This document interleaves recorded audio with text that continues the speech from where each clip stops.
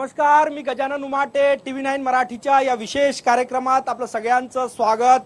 नागपुरात लाल किल्ला कुणाचा, महाराष्ट्राच्या मनात काय आणि इलेक्शन एक्सप्रेस हा विशेष कार्यक्रम घेऊन आम्ही इथे आलेलो आहे. महाराष्ट्राची उपराजधानी नागपूर, परंतु देशाच्या सत्तेचं केंद्र नागपुरात आहे. कारण की सध्या देशात जो पक्ष सत्तेत आहे त्याची मातृशाखा असलेल्या राष्ट्रीय स्वयंसेवक संघाचं मुख्यालय नागपुरात आहे.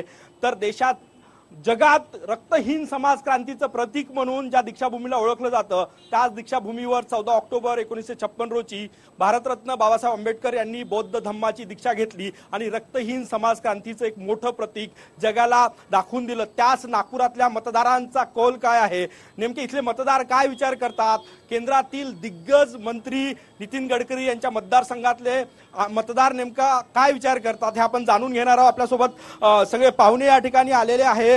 BSP कडनं उत्तम शेवळे प्रदेश सचिव या ठिकाणी आलेले आहे. भाजपचे फायरब्रँड नेते दयाशंकर तिवारी या ठिकाणी आलेले आहे. त्यासोबतच राष्ट्रवादी काँग्रेसचे आमदार प्रकाश गजभिये आणि काँग्रेसचे नेते शहर अध्यक्ष विकास ठाकरे या ठिकाणी आलेले आहे. आणि सगळी नागपूरकर जनता या ठिकाणी आलेली आहे. पुढचा 1 तास चर्चा करणार आहोत आपण की नागपूरकर मतदारांना नेमकं काय वाटतं. कारण की नागपूर हे देशाच्या मध्यस्थानी आहे, हृदयस्थानी आहे. 0 माईल नागपुरात आहे. तसंच सत्तेचं केंद्र सुद्धा याच नागपुरात आहे. आपण सुरुवात करूया, कारण की जो जिता वही सिकंदर असं म्हटलं जातं. नितीन गडकरी या ठिकाणून गेल्या निवडणुकीत जवळपास 2.5 लाख मतांपेक्षा जास्त मतांनी निवडून आले होते. त्यामुळे भाजपच्या प्रतिनिधीपासून आपण सुरुवात करतोय. दयाशंकर तिवारी सर, गेल्या 4.5 पावणे 5 वर्षात गडकरींनी काय केलं, तुमच्या खासदारांनी इथे काय केलं सांगा. नागपूर संसदीय क्षेत्र से माननीय नितीनजी गडकरी यांना नागपूरकर जनताने निवडून दिल्यानंतर जनतेची आशा अपेक्षाप्रमाणे जे जे काही आवश्यक कार्य आहे ते सर्व करण्याचा प्रयत्न माननीय नितीनजी गडकरींनी केलं. नागपूर शहराची जुनी स्थिती, नागपूरमध्ये असणारे सांसद आणि त्यांनी केलेले काम, मागील 3 ते 4 टर्म सांसद असणारा माणूस, केंद्रात मंत्री असलेला माणूस, यांनी आपल्या हाताने केलेले काम नागपूर शहरात दाखवावे अशी स्थिती आहे.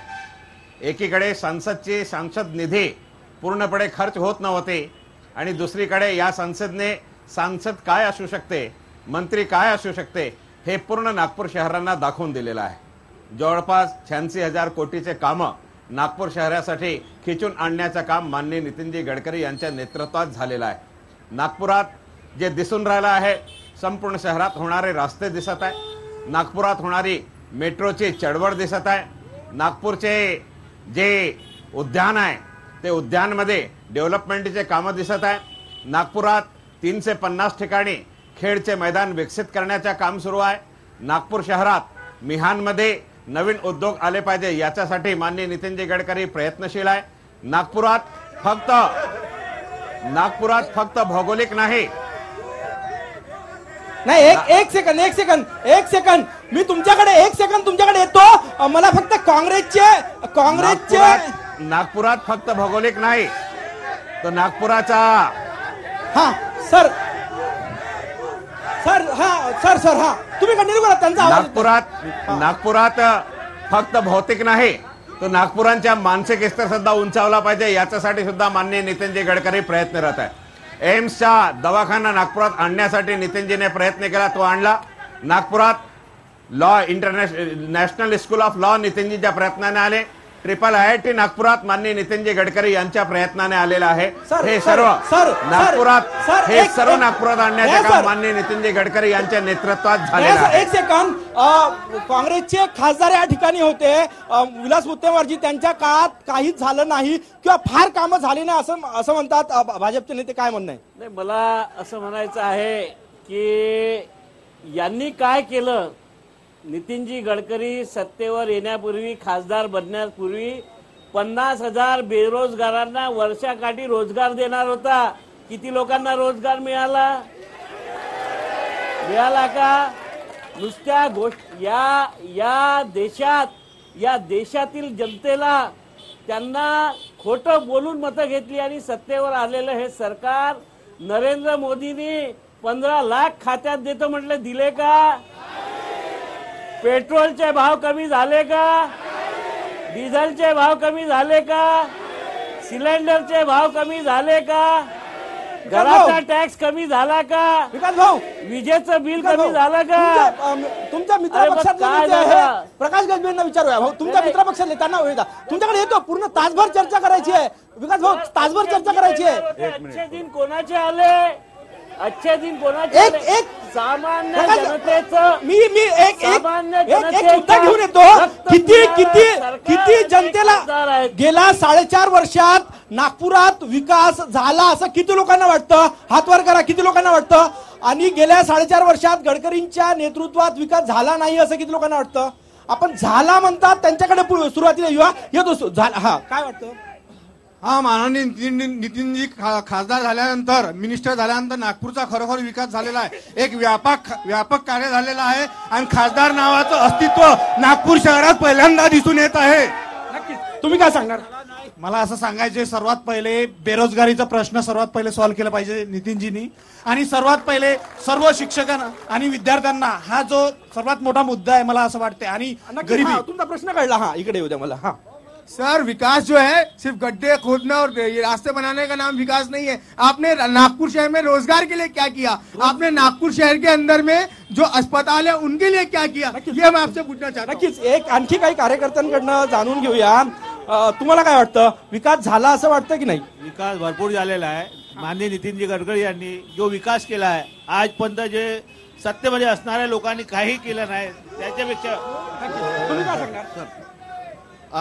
मेरा एक सवाल है 4.5 वर्षात विकास झाला असं वाटतं का? हाँ, विकास तो हुआ है, विकास हुआ है.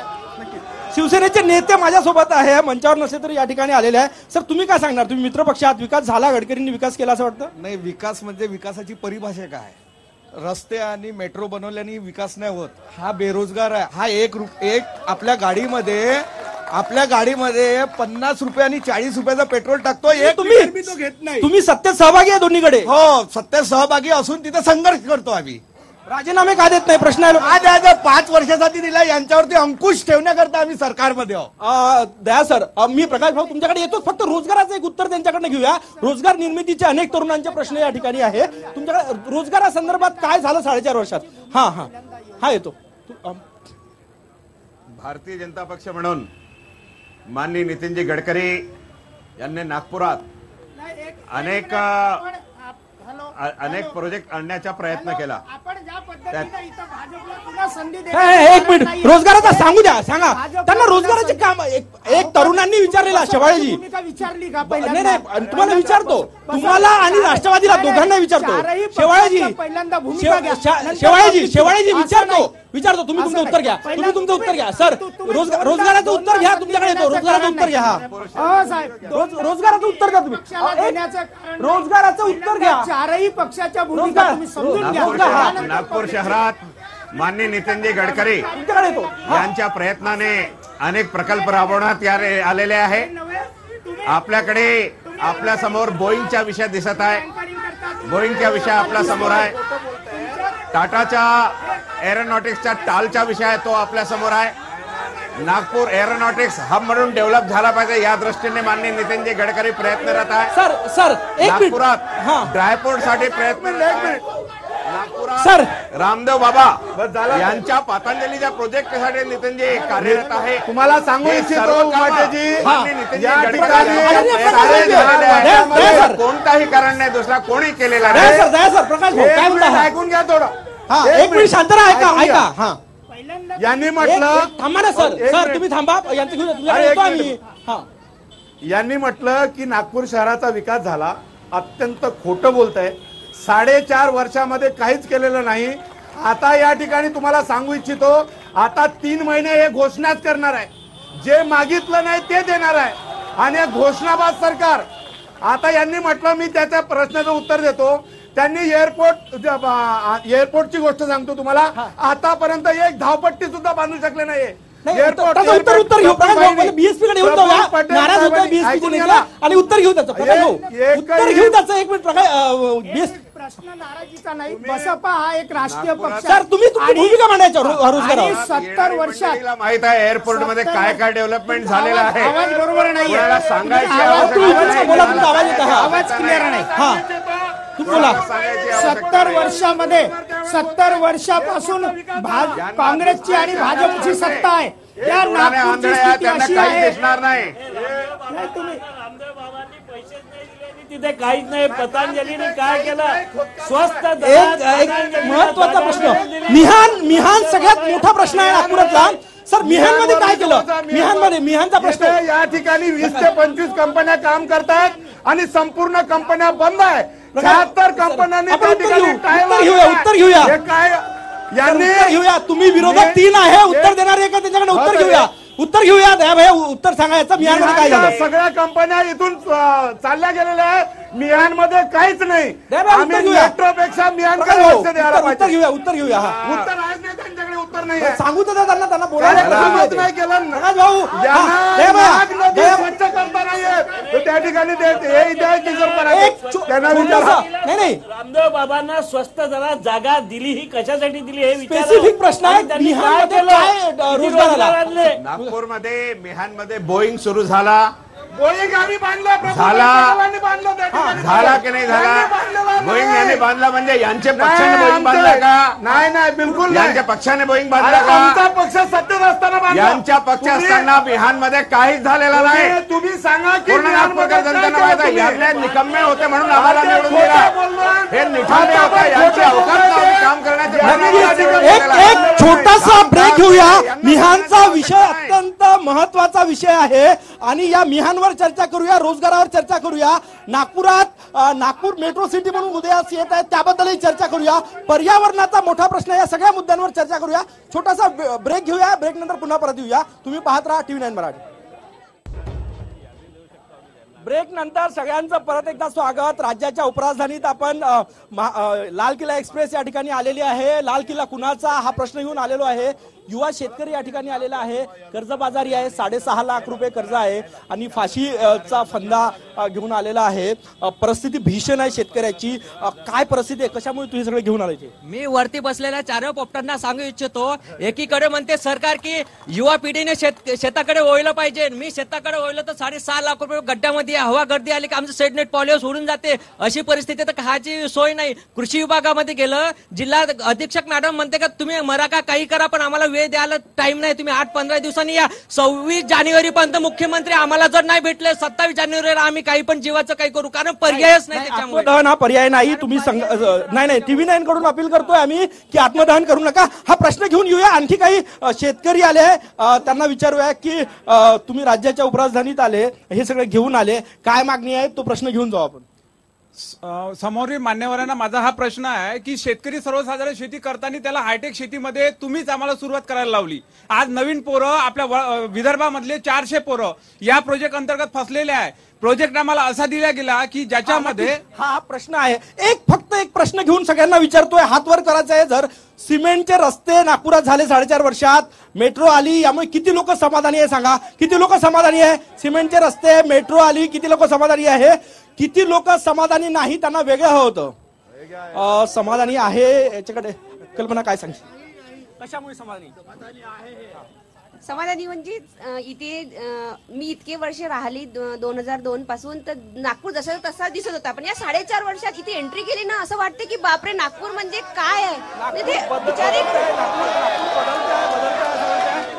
दीनानाथ वाघमारे आहे, सामाजिक कार्यकर्ते आपल्यासोबत. त्यांना विचारूया काय काय होतंय. विकास हा सिमेंट काँक्रीटच्या जंगलांनी होणार नाही. विकास हा लहानच्या म्हणजे दारिद्र्यातील माणसापर्यंत तो विकास पोहोचला पाहिजे.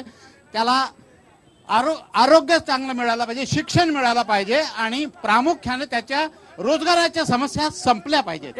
एक प्रश्न ज्ञानेश्वर वाघमारे आपल्यासोबत आहे. काय जो काही विकास झाला तर हे सत्य आहे, वाघमारे साहेब जे म्हणत होते की रस्ते या देशातला सगळ्यात जड जर काही असेल तर तो रोजगाराचा प्रश्न आहे, मान्य आहे. पण इथला व्यापारी वर्गाचा जो रोजगार आहे तो या जीएसटीच्या माध्यमातून कशा प्रकारे प्रभावित झाला याच्यावर चिंतन अजून कोणी केलं नाही. तुम्ही बेरोजगार, एकीकडे स्वदेशीचा नारा द्यायचा आणि दुसरीकडे विदेशी कंपन्यांना भारतात आणायचं आणि भारतात आणून त्यांचे कायदे असे तयार करायचे की इथला तरुण पोरगा बेरोजगार कसा होईल यासाठी प्रयत्न करायचा. मला वाटतं की हा थोडा विदर्भवादी नेते आपल्यासोबत आहे. राजेश काकडे सर, काय प्रश्न आहे सर तुमचा? विकास होत आहे असं वाटतंय नागपुरात? सर, मला असं म्हणायचं सर्व जनतेला, या देशामध्ये आज 2019 मध्ये सर देशाची लोकसंख्या 138 कोटी झालेली आहे. या देशामध्ये सेंट्रल गव्हर्नमेंटचे कर्मचारी 2,15,00,000 आहे. जेव्हा की आजच्या स्थितीमध्ये देशामध्ये 13,38,00,000 कर्मचाऱ्यांची नियुक्ती केंद्र सरकारतर्फे व्हायला पाहिजे होती, परंतु पूर्ण 4.5 वर्षामध्ये 40,000च्या वरती लोकांची भरती झालेली नाही. त्यामुळे या युवकांचा प्रश्न सोडवण्याचा नितीन गडकरींनी कधी लोकसभेमध्ये विचार केलेला आहे का? हा प्रश्न घेऊन जाऊ, एक महिलेचा प्रश्न, आणि मग मी पाहुण्यांकडे येते. काय प्रश्न आहे सर? मला सांगा, आमच्या होमगार्डसाठी त्यांनी काय केलं आहे? नितीन गडकरी साहेबांनी, देवेंद्र फडणवीस साहेब म्हणाले होते आम्हाला की सर आम्हाला सत्तेमध्ये येऊ द्या, आम्ही 10 दिवसामध्ये तुम्हाला रिझल्ट देतो.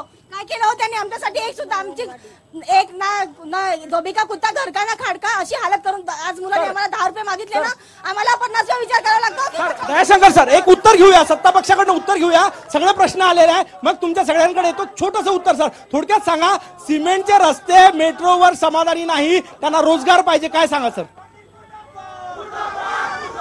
मी आपल्याला सांगू इच्छितो की मी पूर्वीच बोललेला आहे की भौतिक विकास हा विकास नसतो.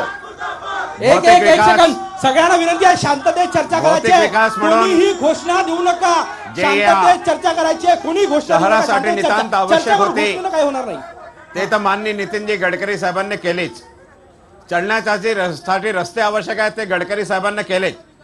वाघमारे साहेब म्हणाले की शिक्षणाची व्यवस्था झाली पाहिजे, त्याच्यासाठी नागपुरात वेगवेगळ्या IIM नागपूरला आला, एम्स नागपूरला आला. गरिबांच्या शिक्षणाबद्दल बोलले ते, गरिबांच्या गावात. हे मी मगाचे सांगितलं, पण उद्भवलेल्या प्रश्नांच्या उत्तर द्यायचे असेल आणि विकास म्हणजे फक्त रस्ते नाही, विकास म्हणजे शिक्षण या असा प्रश्न आला, म्हणून पुन्हा मुद्दाम सांगत आहो मी की IIM आला, IIIT आला, इकडे स्कूल ऑफ लॉ आला, एम्स आला. हे सर्व आणण्याचं का आमची सरकारने केला, कोणी दुसरा नाही केला. नागपुरात, पश्चिम नागपुरात जेव्हा इकडे इन्स्टिट्यूट येतील तेव्हा इकडे इंडस्ट्री येणार आहे. जेव्हा शिकलेले लोकच नाही तर कोणती इंडस्ट्री येणार नाही. काँग्रेसच्या 50 वर्षाच्या कारकिर्दीत नागपूरच्या एज्युकेशनल हब म्हणून डेव्हलपमेंट झाला नाही, पुन्हा एज्युकेशनल हब म्हणून डेव्हलप झाला, म्हणून तिकडे डेव्हलपमेंट झाला. आता नागपूर एज्युकेशन म्हणून डेव्हलप होत आहे, त्यानंतर इंडस्ट्री येतील, हे खरं आहे. आज नागपूर शहरातले अनधिकृत लेआउट्स आहे, नागपूर शहरातल्या स्लंप आहे, तिथे चालायला रस्ता नाही, पिण्याच्या पाण्याची दुर्व्यवस्था आहे, बस व्यवस्था ढासळलेली आहे. फक्त सिव्हिल लाईन मध्ये हे सिमेंटचे रस्ते होऊन हा विकास होणार नाही. तर हा सामान्य जनतेपर्यंत विकास पोहोचला पाहिजे. सामान्य जनतेच्या खिशातून पैसे काढून हे रस्ते आणि मेट्रो हा विकास नाही. आता विकास जो आहे, विकास आता आपल्या पोराचं सुद्धा नाव ठेवायला घाबरतात. तुम्हाला सांगू इच्छितो, विकास नाव ठेवायला घाबरतात लोक. आता तुम्हाला एक सांगतो की मी ब्रेक नंतर एक छोटासा बघा, आमचं सरकार असताना नागपूर शहर टॉप 10 मध्ये होता, आता 100 मध्ये नागपूर. उत्तम शेवडे यांच्याकडे येणारा ब्रेक नंतर त्यांच्याकडे जाणून घेऊया. पण आता वेळ झालेली आहे छोट्याशा ब्रेकची. महाराष्ट्राच्या मनात काय, नागपूरकरांच्या मनात काय, आपण ब्रेक नंतर पुन्हा जाणून घेऊया. पुन्हा एकदा सगळ्यांचं स्वागत. इलेक्शन एक्सप्रेस, लाल किल्ला कुणाचा, हा प्रश्न घेऊन आलेलो आहे. विदर्भाच्या राजधानीत ही सगळी चर्चा होते. एक महत्वाचा प्रश्न सगळ्यांसाठी, गेल्या निवडणुकीमध्ये भाजपने स्वतंत्र विदर्भाचं आश्वासन दिलं होतं. आता किती लोकांना स्वतंत्र विदर्भ हवाय? किती लोकांना हवाय? सगळ्यांना, जवळपास सगळ्यांना हवाय स्वतंत्र विदर्भ. विदर्भवादी आहे तुमचा पक्ष, त्याच्यावरच काम करते. वाटतंय भाजप देईल आता? भाजप हा विदर्भ राज्य देणार नाही, कारण की पश्चिम महाराष्ट्राच्या राजकारणाच्या खाली भारतीय जनता पार्टीची लीडरशिप भयभीत असते. त्यामुळे हे या विदर्भाला वेगळे देणार नाही. विदर्भाच्या पुत्रांना आपला विदर्भ भारतीय जनता पार्टीपासनं आणि या त्यांच्या शीर्ष नेत्यापासनं हिसकावून घ्यावं लागेल. हाच पर्याय उरलेला आहे. याकरता विदर्भ महामंच च्या माध्यमातून पूर्ण विदर्भाच्या 61 सीटा आणि 10 लोकसभेच्या सीटा लढवून विदर्भवादी आपली शक्ती प्रदर्शित करणार आहे. विदर्भवादी निवडणुकीच्या रिंगणात उतरणार आहे. तुम्हाला विदर्भ नको आहे तुम्ही म्हटलंय, काय सांगणार? नाही नाही, असा कुछ नाही. विदर्भाचा विषय असा आहे, विदर्भ वेगळा झाला पाहिजे असं हे भारतीय जनता पार्टीने म्हटलं होतं, पण ते आश्वासन त्यांनी पूर्ण केलं नाही. पण मी तुम्हाला नक्की सांगतो एक शब्द आहे का मित्रांनो, शिवसेनेची सरकार जर आली, 11 पैकी 11 खासदार जर विदर्भात निवडून आले तर नक्की विदर्भ वेगळा करणार. विदर्भाचे आम्ही साथ देऊ. शिवसेनेचा विरोध आहे मुळात वेगळ्या विदर्भाला. तुम्ही हलबाच्या विदर्भात सर्व मोठा राजकारण राहील. अगर हलबाले नाही ना भेटला. गडकरी साहेब निवडून याच्या अगोदर हलबा समाजाला त्यांनी आश्वासन दिलं, पण हलबा समाजाला निवडून याच्या अगोदर त्यांनी आश्वासन दिलं की बा आम्ही खासदार झालो आणि आमची जर सरकार ह्या राज्यात ह्या देशात ह्या शहरामध्ये आली तर आम्ही हलबा समाजाचे मूळचे प्रश्न सोडवू, पण आतापर्यंत काहीच झालेलं नाही. एक प्रश्न आहे त्यासोबत वेगळ्या विदर्भ. हा तुम्ही सांगा. हा सर, असं आहे की विदर्भाच्या संदर्भामध्ये ज्या पद्धतीनं गडकरी साहेबांनी आणि फडणवीस साहेबांनी आश्वासन दिली होती, ती आश्वासन त्यांनी खोटी ठरली आणि आता सत्तेवर असताना केंद्रात आणि राज्यात पण प्रश्न विचारा. प्रश्न हा आहे की विदर्भाबद्दल तुम्ही जे मायेची ममता दाखवत होते, आज तुम्ही विदर्भाबद्दल सावत्र का आहात? म्हणजे तुमचा खरा चेहरा जो आहे हा विदर्भाने पाहिला आहे. एक इंजिनिअरिंग इथल्या इंजिनियरचं काय मत आहे? इंजिनिअरिंग फोरमचे काही लोक आपल्या सोबत आलेले आहेत. मला 3 मुद्दे मांडायचे आहेत. वेगळा विदर्भ झालाच पाहिजे त्याचं कारण असं आहे की अटल बिहारी वाजपेयींनी छोट्या राज्यांची संकल्पना ठेवली होती. यांनी अटल बिहारी वाजपेयींना पण बाजूला केलं आणि विदर्भाला पण बाजूला केलं. हा महत्वाचा मुद्दा. आणि माईक सोडा, हे शोभत नाही. माईक सोडा. दुसरा महत्वाचा मुद्दा की आज नागपूर विद्यापीठामध्ये 50,000 इंजिनियर होतात आणि त्याच्यापैकी 40,000 इंजिनियर पुण्यामध्ये जातात. प्रत्येक घरातला प्रत्येक तरुण युवक जो आहे तो पुण्यामध्ये जातो. नोकरी मिळत नाही इंजिनियर. माईक सोडा, तुम्ही असंच बोला. माझा प्रश्न असा आहे की महागाईवर हा प्रश्न आहे. म्हणजे उज्ज्वला योजनेतून गॅस सिलेंडर दिलं आणि 400चं सिलेंडर 900वर नेलं यायनं. नक्कीच. आणखी एक प्रश्न आहे, प्रदूषणाचा प्रश्न आहे. नागपुरात हवेचं प्रदूषण मोठ्या प्रमाणात होत आहे. त्याचे एक्सपर्ट आपल्या सोबत आहे. काय समस्या आहे? देखिए, यहाँ पे सबसे बड़ी समस्या यह है कि विकास हुआ नहीं हुआ वो तो ठीक है, हुआ होगा, ठीक है, मगर ये एक मिनट मगर इस विकास के कारण जो धूल उड़ी है और ये सस्पेंडेड पार्टिकुलेट मैटर नागपुर में आज इतना बढ़ गया है कि हर रिसर्च आज नागपुर को प्रदूषित शहरों में गिन रहा है. अगर इस तरह से नागपुर प्रदूषित शहरों में गिना जाएगा जो कोई भी बाहरी कंपनी नागपूर में निवेश नहीं करेंगे. नक्कीच. एक सर, हा प्रदूषणाचाच प्रश्न नाही, इन्व्हेस्टमेंटचा पण आहे त्याच्याशी जुळलेला. विकास भाऊ, स्वतंत्र विदर्भाबाबत काय भूमिका आहे ते सुरुवातीला सांगेन. सगळ्यांनाच विदर्भ आहे. स्वतंत्र विदर्भाबाबत भारतीय जनता पार्टीने या स्वतंत्र विदर्भाच्या मुद्द्यावर निवडणूक लढली होती. स्वतंत्र विदर्भाची जागर यात्रा यांनी काढली होती आणि विदर्भातील जनतेशी धोकाधडी केली आहे. देशातील जनतेला तर धोका दिला, पण वैदर्भीय जनतेला सुद्धा धोका दिलेला आहे. विदर्भाच्या मुद्द्यावर भारतीय जनता पार्टी मुंह में राम बगल में चुरी आणि आतापर्यंत यांनी राम मंदिर नाही बांधलं. ते काय वेगळा विदर्भ देणार आहे? काल त्यांच्या मॅनिफेस्टो मध्ये वेगळा विदर्भ देणार, आमची सत्ता आल्याबरोबर देणार. राष्ट्रवादीची काय भूमिका आहे? राष्ट्रवादीची भूमिका शरदचंद्र पवार साहेबांनी भूमिका जाहीर केलेली आहे. तुम्हाला सांगतो की जर जनतेच्या मनात असेल तर वेगळा विदर्भ दिलाच पाहिजे. दिलाच पाहिजे. शेवाळे साहेब उत्तर द्या. वेगळ्या विदर्भावर काँग्रेसची आणि भाजपची, काँग्रेस आणि भाजपची दोघांची मिलीभगत आहे आणि दोघंही सारखेच दोषी आहेत. विदर्भाला विरोध काँग्रेसचाही होता, त्याच पद्धतीनं भाजपचाही आहे.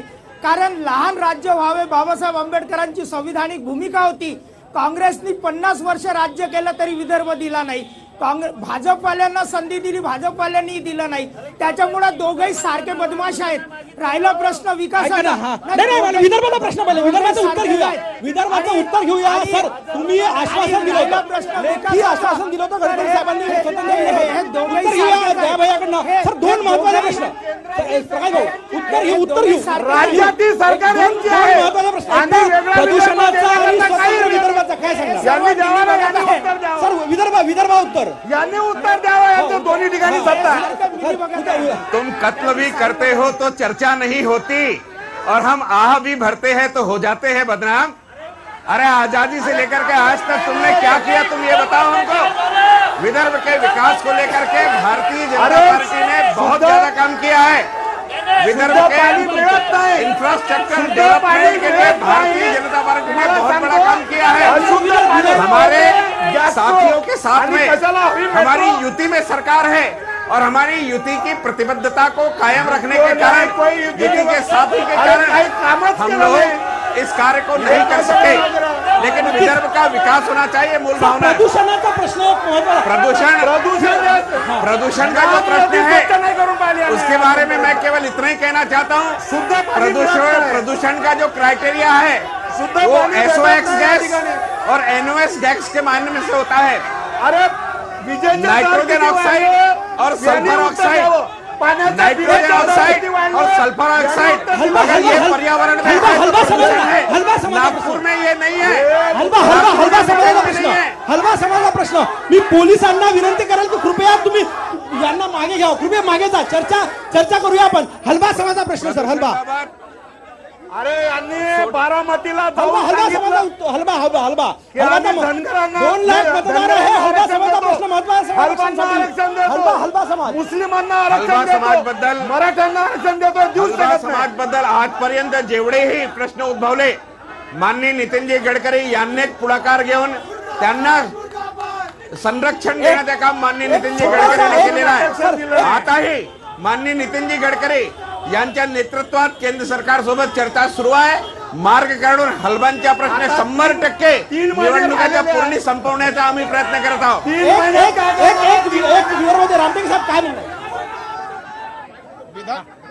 विदर्भाच्या बाबतीत बीजेपीची भूमिका ही दोबली आहे। जे द्यायचं होतं ते दिलं नाही। छत्तीसगड आणि 3 राज्य याच्या आधी दिले आहेत, ते दिलं नाही। जे करायचं होतं ते केलं, तेलंगणा दिलं।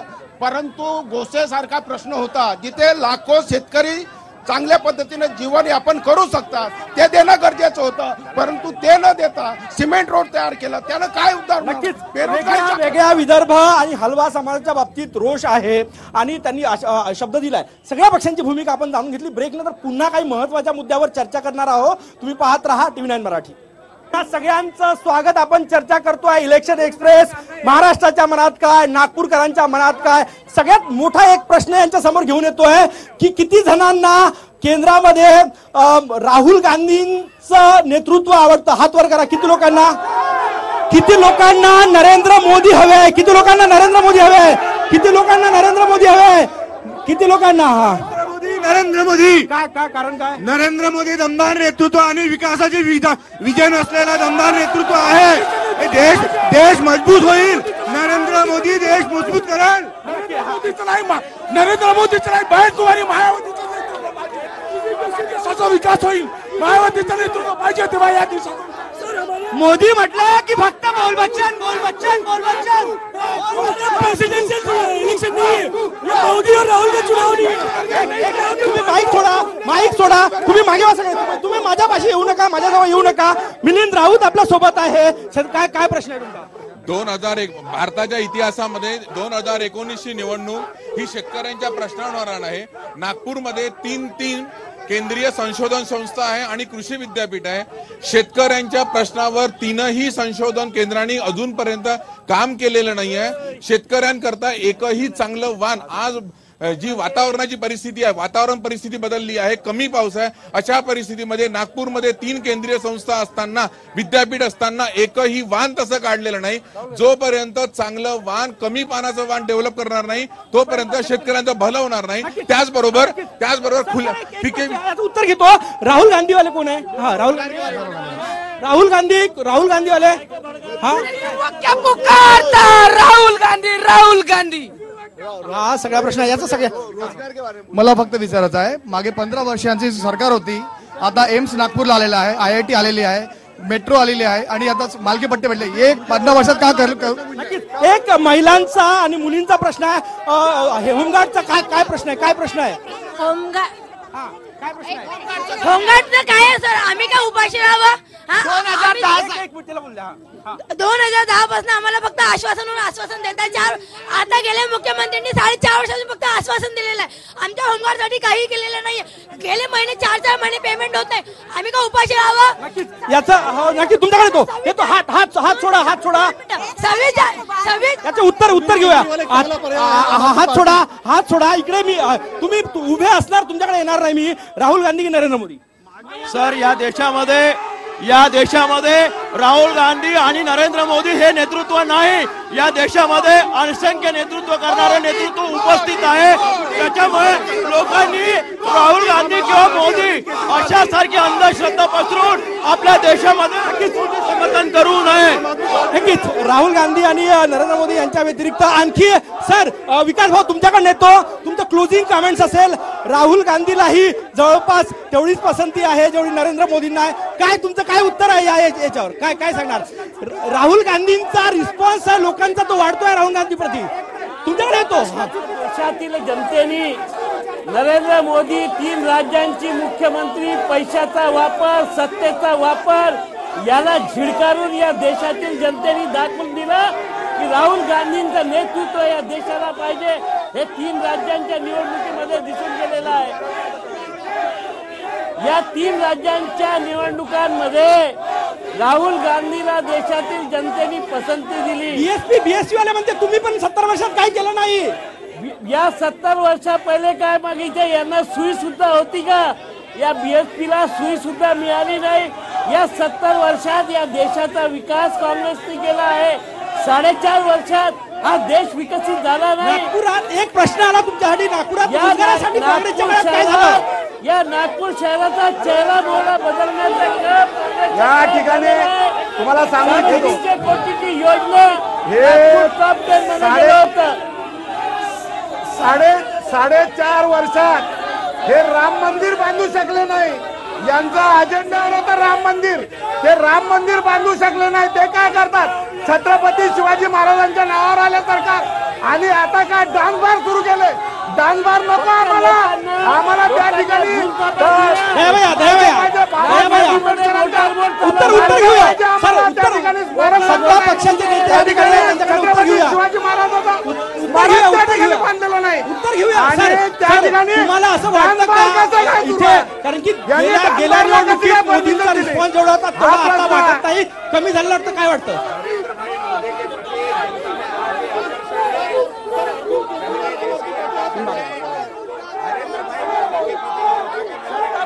आक्रोश नहीं, तुम्ही सगळे मागे जिसने विश्व के सामने हिंदुस्तान पोलिसांना विनंती करतो की यांना मागे ना कृपया. पोलीस मित्रांना विनंती करतो. जगासमोर भारताची छबी उज्ज्वल केलेली आहे. या संपूर्ण जगातमध्ये भारतकडे पाहण्याचं जे लक्ष्य होता ते बदलण्याचं काम ज्यांनी केलेलं आहे तो नरेंद्र मोदी आहे. काश्मीर पासून आतंकवाद हटवण्याचं काम ज्यांनी केला तो नरेंद्र मोदी. नक्षलवाद कमी करण्याचं काम ज्यांनी केलं तो नरेंद्र मोदी. जनधन योजना ज्यांनी लागू केली तो नरेंद्र मोदी. लोकांच्या स्वास्थ्यासाठी जे केला तो नरेंद्र मोदी. नरेंद्र मोदीने दीन दुखी गरीब लोकांना घर पाहिजे ते निर्माण करण्याचं काम या सरकारने केलेलं आहे. पाहिजे. लोकांना रोजगारासाठी निधी पाहिजे. प्रधानमंत्री रोजगार योजना माननीय नितीन गडकरींनी केली. 2 करोड नोकऱ्या त्या ठिकाणी जेवढे विकासाचे काम आहे ते सर्व करण्याचे काम यांनी केलेलं आहे. याच्यात काही गोंधळ नाही. काँग्रेसच्या सांसद 15 वर्षापासून करता त्यांनी कोणतं काम केलं? एक तरी काम दाखवा. मायावतीजी या देशाला प्रधानमंत्री म्हणून नेतृत्व करणार, कारण त्यामुळं हा मीडियाने कितीही प्रचार केला तरी जनता बहन मायावतीजीला नेतृत्व स्वीकारणार आहे.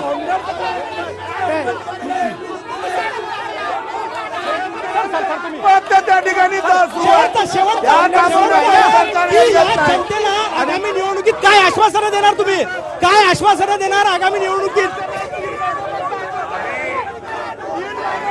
शब्द दिले तेवढे शब्द पूर्ण करण्याचा आम्ही प्रयत्न करत आहोत. काही प्रमाणात आम्ही दिलेल्या शब्दांची पूर्तता केलेली आहे आणि येणाऱ्या वेळीमध्ये आम्ही दिलेल्या प्रत्येक शब्दांचे पालन करून लोकांना रोजगार उपलब्ध करून देण्याचा प्रतिबद्धता व्यक्त करतो. लोकांना रोजगार देऊ याची हमी देतो. त्या दिशेने नागपूरची वाटचाल पुढे करण्याचे काम माननीय नितीनजी गडकरी यांच्या नेतृत्वात, माननीय देवेंद्रजी यांच्या नेतृत्वात आम्ही केलेला आहे आणि येणाऱ्या वेळी नागपूर हा जगाच्या नकाशावर घोषित करण्यात येईल हे सांगायला किती कोणत्या प्रकारची अडचण नाही. जनतेला खोटं बोलून मतं घेतले, हलबा समाजाला न्याय नाही दिला, होमगार्डच्या समस्या सोडवल्या नाही, नाग नदीमध्ये वॉटर बोर्ड बोलवणार होते, सर्व जनतेला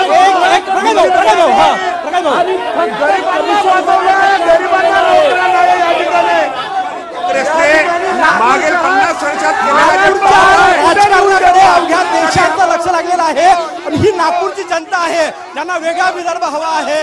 मोदी राहुल गांधी बद्दल त्यांनी आपली मतं व्यक्त केली. सगळ्यात महत्त्वाचं देशाचं लक्ष ज्या लोकसभा मतदारसंघाकडे आहे त्या मतदारांचा कौल आपण बघितलेला आहे.